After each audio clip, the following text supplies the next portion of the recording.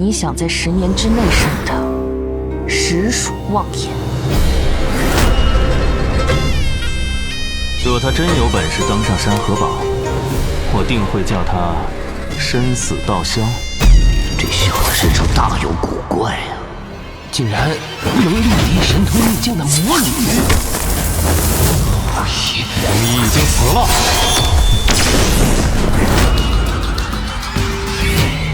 身有法力存千古，心有神通达万世。